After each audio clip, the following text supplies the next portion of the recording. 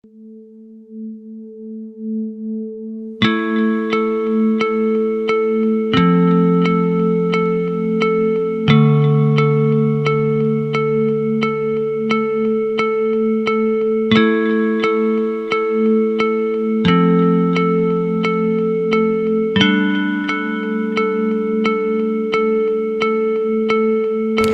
guys, welcome to Graaff-Reinet, also known as the Gem of the Karoo. In Graaff-Reinet we speak Graaf-Afrikaans. Whether you find yourself in Masizake, the colored areas or in town, people will be speaking Graaf-Afrikaans. I'm Tandy Matthews and I will ask people what they think of language in the Karoo. Afrikaans is my mother tongue, so we learn Afrikaans by interacting in our households, engaging with our families, engaging with our friends, doing it in school. So that is the primary way of how we learn to speak our mother tongue. English are mostly introduced to us in school. Okay, I'm bilingual, so I can only speak two languages, which is English and Afrikaans. Afrikaans, I grew up with Afrikaans, so it's a language that was spoken by my mother and her mother before that. So it is in effect my mother language. Okay. Yes. So yeah, I speak two languages, English and Afrikaans, and Afrikaans is the language I grew up with. So probably I learned that in the family. English a little bit at primary school, but not that much because it was a very Afrikaans school in a very small Karoo dorpie, so we didn't speak a lot of English. Similarly with high school, there was English, but not all that much. But when I went to university in 1997, in my second year they phased out Afrikaans as a teach medium, so then of course I had to learn English, and also in my professional career, that's the language that we use. So the Latin part is just at school I had to take that as a subject because I wanted to study law, and at the time it was still a prerequisite to do Latin if you want to study. Ek het Afrikaans in Graaff-Reinet geleer. Ek is hier gebore. So ek het in 'n gedeelte van apartheid groot geraak. So ja, ons is ek dink die kinders vandag praat 'n bietjie anders Afrikaans. Ek dink ook dis die tegnologie, die manier van praat op WhatsApp en so aan wat kinders anders te laat praat ook vandag. Hulle skryf ook anders. Ek weet nie word hulle toegelaat by skole om nou maar te praat soos wat hulle dink nie, of te skryf soos wat hulle praat nie. Maar soos jy seker kan hoor, my Afrikaans en jou Afrikaans is nie dieselfde nie. Ons meng ook ons tale deesdae meer. Ek hoor weinig dat iemand 'n vlot sin Afrikaans praat sonder om 'n Engelse woord in te sit. Maar ek is seker nog maar 'n bietjie old school. Laat kom maar deur. Ek verkies om Afrikaans te praat wanneer ek Afrikaans praat. Ja, jy weet, mense lees maar so 'n bietjie van die geskiedenis en so. Ons ouers was nie so opgewasse en bekwam om regtig vir jou die etiology, die origin van goede te vertel. En dan gaan jy doen so 'n bietjie navorsing. Dan kom jy agter dat sekere mense soek erkenning vir sekere gedeeltes. Jy weet, ek dink nêrens in Suid-Afrika self kan die natives claim dat dit is hulle sin. Jy weet, ewen op die land is ook gevat met title deeds en die formele goede. Maar nietemin Afrikaans, soos wat ek gelees het, kom van Dutch af. Kom van Dutch af uit die 1600s was dit basies voorgestel. Well, I suppose English is just a international language that originates from countries like the UK and America, I suppose. And then Afrikaans, I'm not 100% certain, but I know that it's got a lot of Dutch in it. So it's primarily a colonial language that was imposed on people in Africa. But it doesn't sound, you can still you can still figure the Dutch in the Afrikaans, but it's been changed a lot.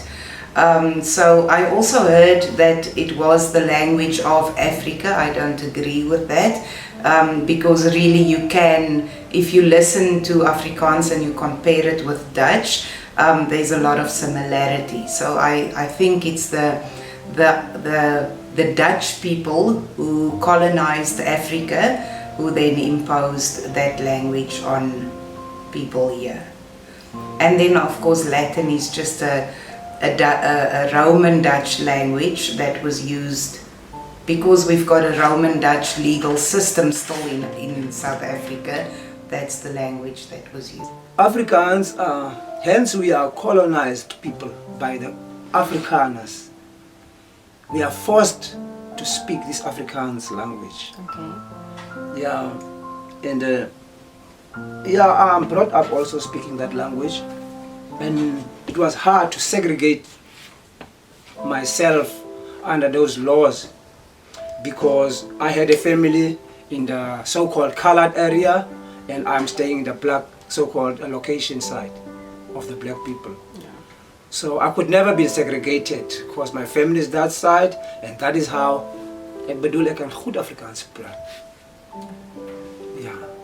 Also, my grandmom was a Nama in tribe. Okay. Yeah, I've also been raised by her, but unfortunately we could never deal with the Nama language. Can we also ask what is Nama? Nama language is also one of the native people, African native people. Okay. As you get the Khoi, the Kam, the Nama, you got Okay. the Bushmen, you call it. Yeah, those are the native people. Okay, ek weet Afrikaans is 'n mengsel van ander tale. Nee, dis wat ek nou maar geleer het. But soos ek sê, Afrikaans het ek geleer by my mense. Ja, by die mense by wie ek opgegroei het. My ma, my pa, ouma en oupa hulle. So Afrikaans, die geskiedenis van Afrikaans wat ek regtig van weet is 'n leentaal uit 'n ander taal uit. But Afrikaans was mainly spoken in the Western Cape, and it was spoken, the version that is spoken in Cape Town now. And the one that we came to know as Afrikaans, the standardized version, only came after. It was only standardized as a language after. But first this one, the Cape Town version, was the Afrikaans version that was spoken. And some of the things I read about it is that it was because of the slaves that were in the Western Cape. I mean, there were slaves from many places, right? China, Indonesia, Malaysia, the Cape Malay, as they say, and also there were many people here. So, yeah, that's the... Normally with friends who speak Afrikaans, I will use Afrikaans mixed with a lot of English words because that's just how we speak. When speaking to English-speaking friends, I will use English. Even though they understand Afrikaans, I will communicate with them in English. I don't know why. And then obviously for work purposes and study purposes and business purposes, I will always use English. Ja, as ons nou oor Afrikaans praat, jy weet as jy mos nou by besighede kom, dan praat mense sekere tale. Ja. Maar wat ek nou opgeleer het, daar's meeste mense wat nou met jou in Engels wil praat. So dan moet 'n mens maar 'n bietjie Engels praat. Ek wil nie rassisties klink, maar by meeste plekke swart mense mos nou aangestel. So dan is dit hulle op Engels. So as jy nou by banke en goed kom, dan moet jy maar so 'n bietjie Engels praat. Ek sou verkies om in my eie taal te kon praat. Ja. Nkwe, a Southern African native language is what you would call San.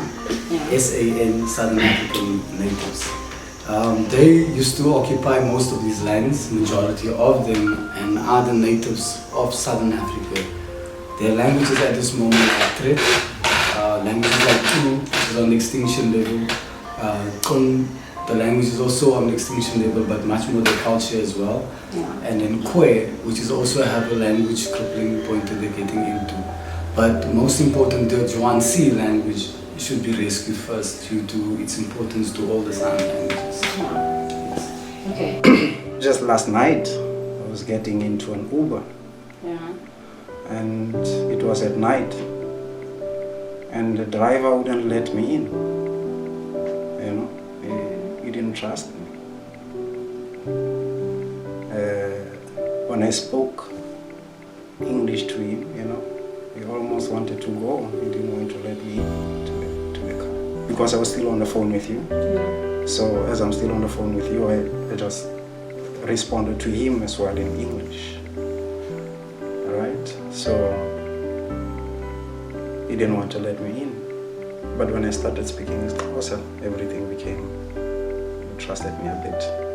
By the time I got into the car, I asked him about his name, which is Khotso, the Sotho name.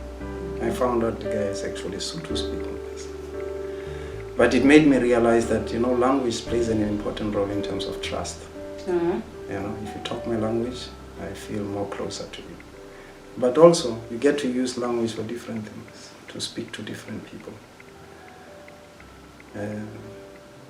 In my line of work in activism, sometimes you reach communities where people yes, they understand English, but they would prefer for you to speak in their language.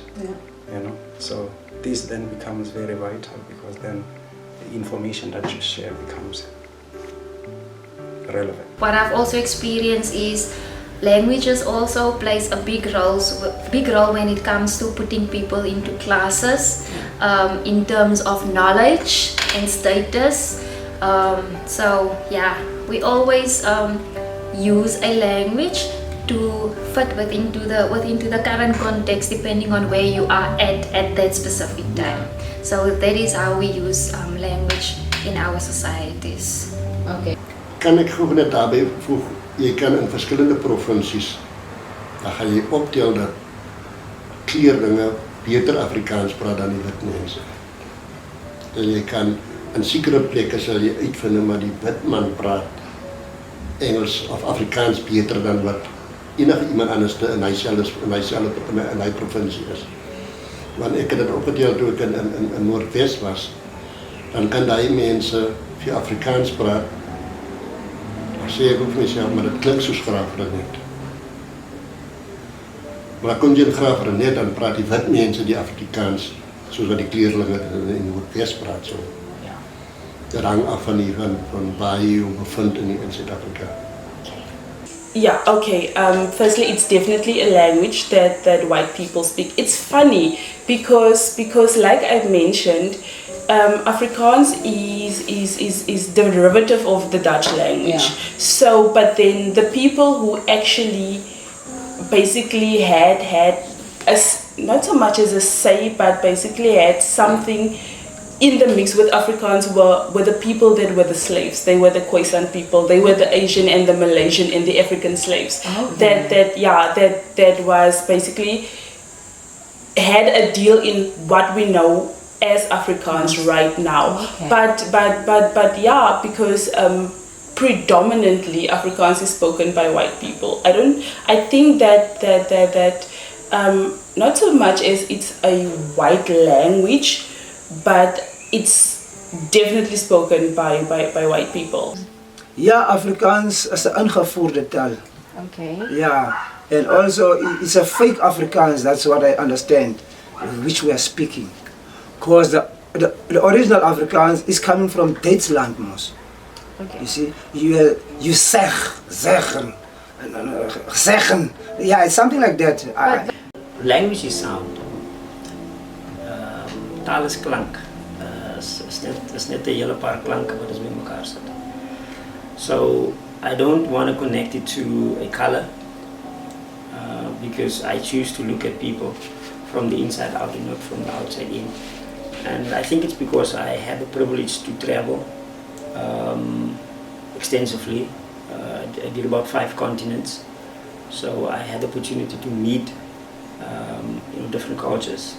And what I found was, when I went to Germany, for instance, when I spoke Afrikaans, they understood some of the words and some of the sentences.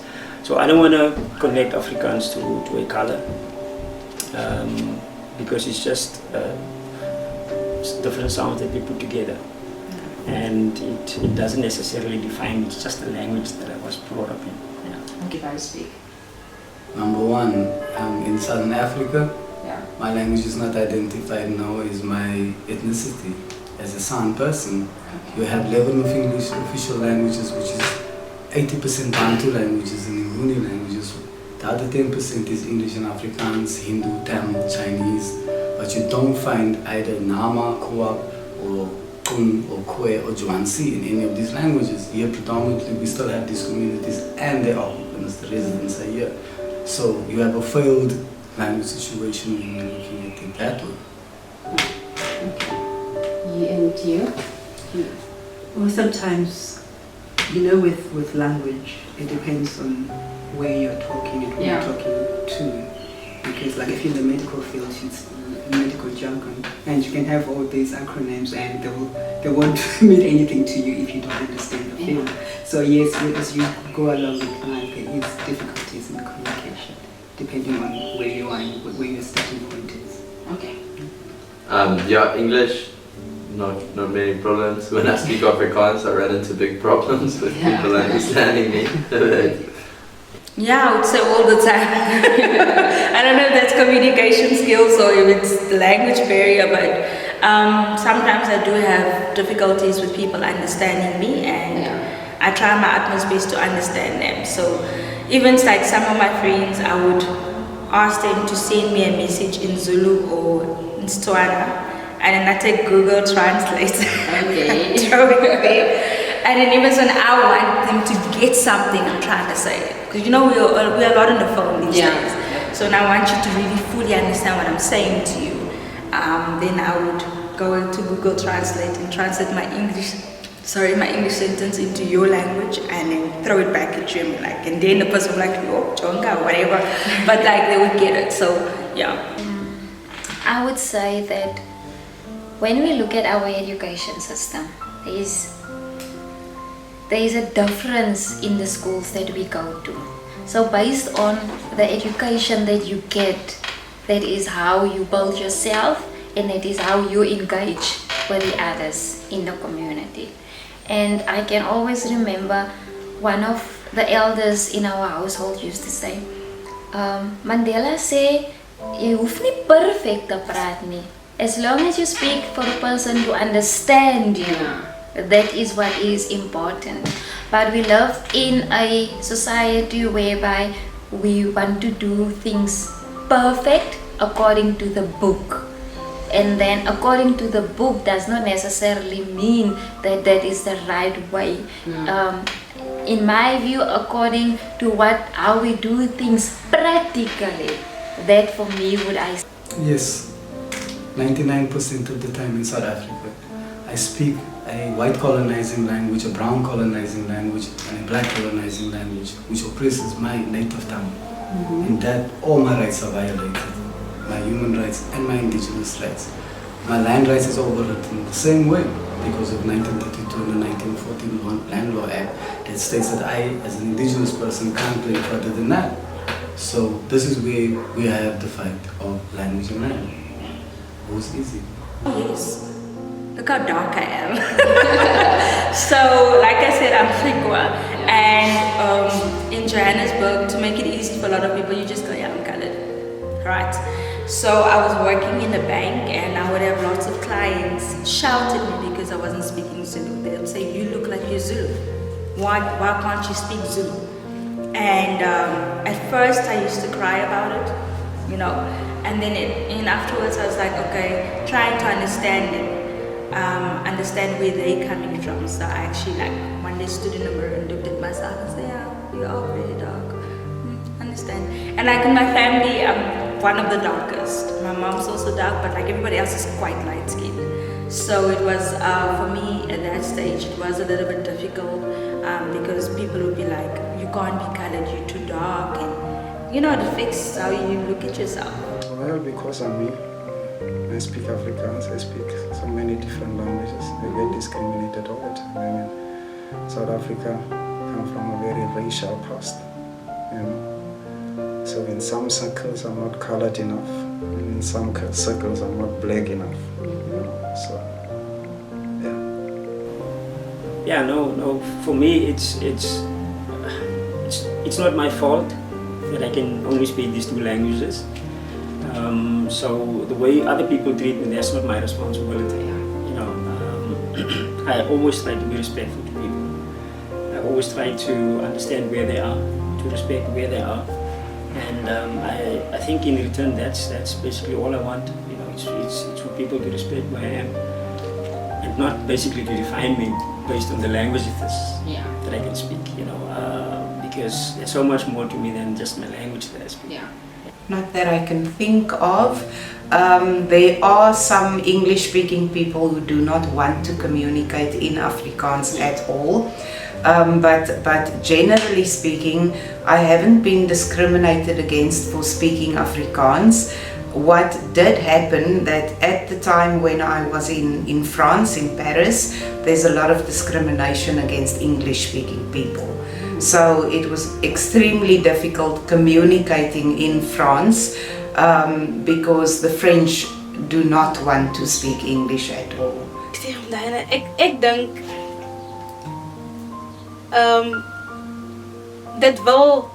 die regering wil te kenne gee dat hulle almal in elkeen in sy taal tegemoet wil kom, maar hulle doen nie vir my dit nie. Byvoorbeeld my taal word nie erken as 'n wat die woord wat ek nou soek. Maar ek sou wel graag hê my taal moet as 'n taal gedokumenteer word. Ons taal word nie erken nie. So ek dink dit is baie demokraties nie. Ek hoor ek voel regtig dat demokrasie in ons omset doen nie justice aan sekere kulturele groepe. Jy weet, ja, alle mense daar dat ons neem julle in erkenning dat dis 'n dialek. Maar as dit wel vasgevat is daar woordeboek vir die Kaapse dialek, is daar woorde van demokraties, dan sien ek dat ons het die 11 tale nie. Of die wat amptelik, ek weet nie deur wat se kering het dit gegaan nie. Maar die natives, of soos ons sê dat, die indigenous, hulle languages dan eens daar nie. Waar is die Khoisan language? Ek het eendag gehoor dat Karoo is 'n Khoi ding. Ek weet nou nog nie wat Karoo beteken nie. Kamdebo. Jy weet, kom kan ek nie, as 'n woord is, as 'n hoe kan mense sê, 'n alfabet is vir die goede. Kom kan Italië erken word? Hulle sê mos, volgens geskiedenis dat. Die strandloper was hier gekry en al die goede. Ek weet hoeveel waarheid is aan. Jy weet, ons word so beroof en exploit en dan naderhand begin jy dit aanvaar is die waarheid. En niemand gaan en net so bietjie opkrap en kyk dat hoeveel waarheid is hier. Jy weet, ons history is maar die English version van ons. Ons is nog nie ons eie history. En ek glo mense het altyd die neiging om foute te kan maak as dit kom by translations. Even op die King James version is hy accurate. Ek zweer het. Die King James version is hy accurate. Okay. Maar dis waar ons is, so demokraties, dan sê ek, erken hoe ek praat. Erken hoe ek praat. Sit dit daarin. Jy weet, because ek kan handel dryf met hoe ek praat. En dis wat saak maak. Mense kan my verstaan op watse vlak hoe ek praat. See? So as dit regtig kom by even op klein handelaars, gee hulle 'n nodige platform om hulle te kan express. As ek met my Afrikaans daar praat, dan sê hulle ek die onnoosel. Ek word erken. So sekere waardes word aan sekere goed geheg. En waar ek weer eens sê dat ons is truly die genius. Ons het alles van Europe geleer. Tot op hulle history, tot op Stalin se 5-jaar plan en al, ek het Abraham Lincoln hulle geleer. Hulle het niks van ons. Hulle sal hier en daar touch aan Chaka, Zulu en Language and democracy. I think in a way yes, because there's a lot of discrimination against people who cannot speak a particular language properly. So you would have a very intelligent person who's really very smart, but the person might not be able to speak English correctly or fluently, and then that person sometimes will be perceived as being dumb. Just because of the language used, but it's the most, the smartest person in the world, but just because of a language issue, this person is now perceived as not competent for a particular job or whatever the case may be. But that's normally with your English language. You are just expected to be fluent in English or perceived as being stupid. Yeah.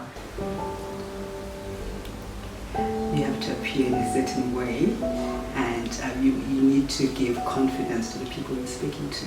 So if you go and speak slang or how you speak at home or with people will actually recognize or have confidence in you or your work that you do. Okay. So you have to speak a certain way in certain situations. I don't. Okay. I don't. I come from an urban bushman background and a hip-hop upbringing. I believe that culture gave me a lot. So I speak dope.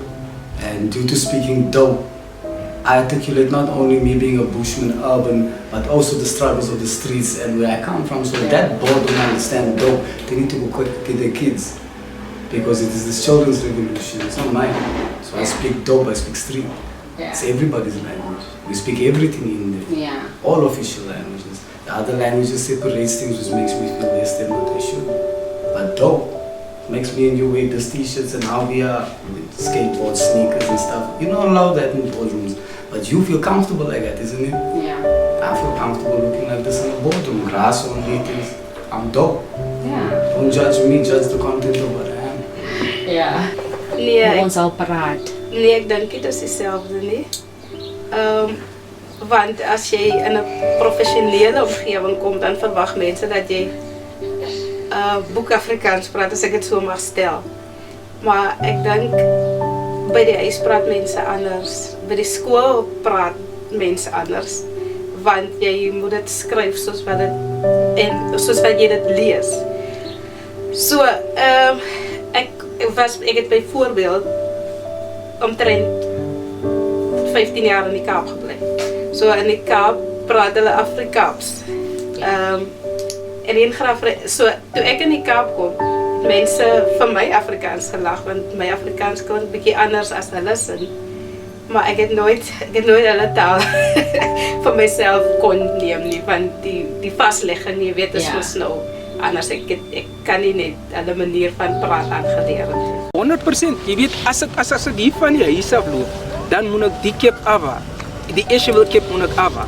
En ek moet sê, ek stap nou hier in, waar ek sê dat ek gaan nou Batupele, ek gaan nou die public service, dit gaan ek wees. Ja. Ek gaan nou die kep aantrek. En dis hoe fleksibel ons dag vir dag is. Jy weet, ek kom en ek trek uit en ek sê dat, dan sê ek weer, ek is nou weer malen in Asheville. Ek is nou weer malen in San. Ek is nou weer malen in lokasie. Maar sodra ek in my professie en my beroep ingestap het, dan moet ek so bietjie afskaal van myself, my authenticity. Ja, ek dink dit is maar met different plekke waar jy bevind, moet jy ook different conduct. Dus jy kan nie dieselfde gedra in jou professie nie, as wat jy by die huis of by 'n party of wat waar jy by is. So dit is wat dit waar jy is en wat 'n professie ook is. Vir sekere dinge moet jy in 'n sekere way en ja. Ek dink ook dat binne jou beroep moet jy die kapasiteit hê om regtig dienslewering op die einde van die dag die prioriteit te maak.